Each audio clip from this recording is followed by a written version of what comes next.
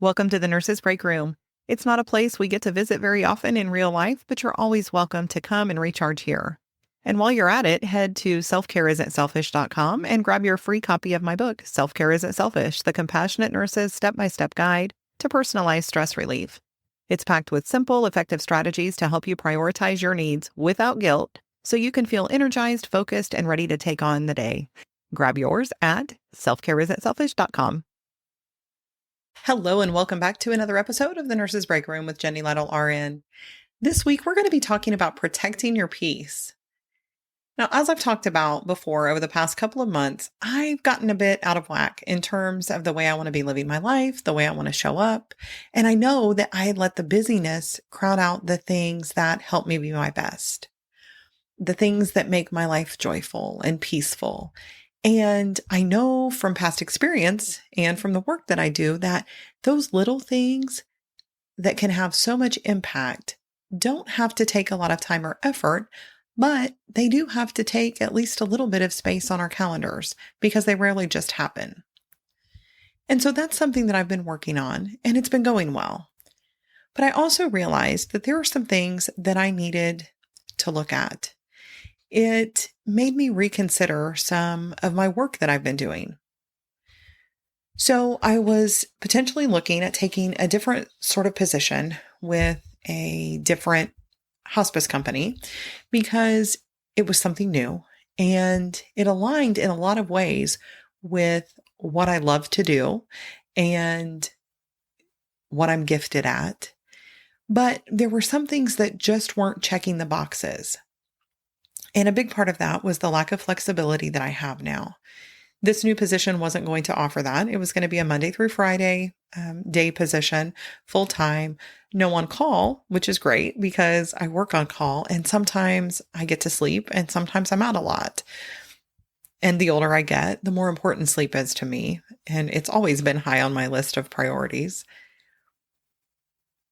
But as I went through the process of talking with some of the team members there and looking more into it, I realized that, yes, it was checking a lot of the boxes for me, but I still just felt this unease. And I really don't think it's about the company. I don't think it's about the position itself. I believe that it's just because it's not a good fit for me right now. And I had been praying about this. I had multiple friends praying, and that's something that I believe when something is right for me, God lets me know. And when it's wrong for me, I also believe He lets me know. And in this situation, I was praying, asking Him to tell me one way or another whether this was right or wrong. And I wasn't really feeling anything in particular except for the lack of peace. And I found that sometimes He lets me know in very clear ways, and other times it is just that feeling of peace with a decision or not feeling that sense of peace. And when I had asked my friend group again to pray for me, and I was really leaning toward taking this position, I expressed the fact that I wasn't really feeling sure of it. And as soon as I typed that and I sent that message, I thought, I just feel like I should be feeling that peace in order to move forward. And as soon as I sent that message and I had that thought, then my friend was typing at the same time, and her message popped up and said, make sure that you know before you make a decision, because I've been in that same situation and I wish that I would have waited because it wasn't a good fit. So that's where I'm at.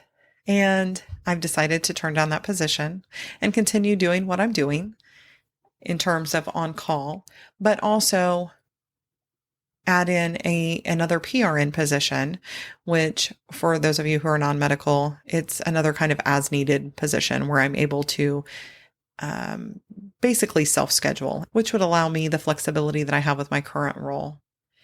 And it's actually a position with a company that I've worked for before, and I enjoyed the work, and it's a great company and only getting better. And I only left because it was a timing thing. I'm excited because it's something that could work well with my goals. I feel peace about it, and I believe it's meaningful work.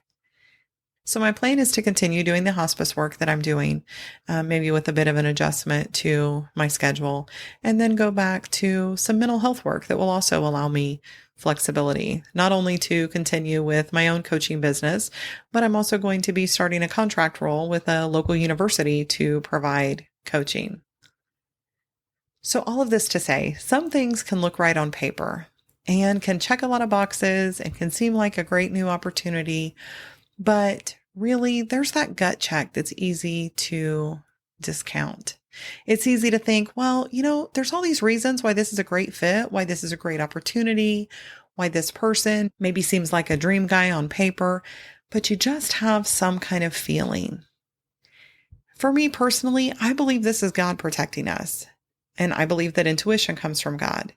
Now, you may just know that feeling as intuition. But I do believe that we all have that we all have that icky meter. We have those times when something just doesn't settle right in our spirit. And when we have that, we need to listen to it. And when we listen to it, it's easier to hear it more clearly the next time. And I believe this is one of the ways we can truly take care of ourselves and decrease our stress when we're doing things that are aligned with what we believe and what are meant for us in this particular season of our lives that we happen to be in.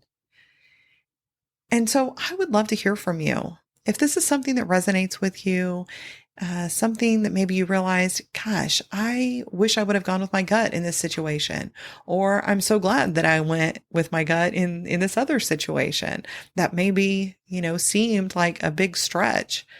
I'd just love for you to let me know that, because I think that's something that sometimes we're good at, and then we can start to second guess ourselves a bit. So feel free to shoot me an email at jennylytle@jennylytle.com. And until next time, remember, self-care isn't selfish. It's essential if we want to continue to care for others and live our best lives. Have a great week. Disclaimer.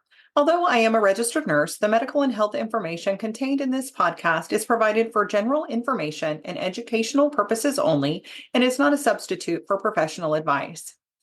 Therefore, before taking any actions based upon such information, I encourage you to consult with appropriate professionals. I do not provide any specific medical or health advice, and the use of or reliance on any information contained in this podcast is solely at your own risk.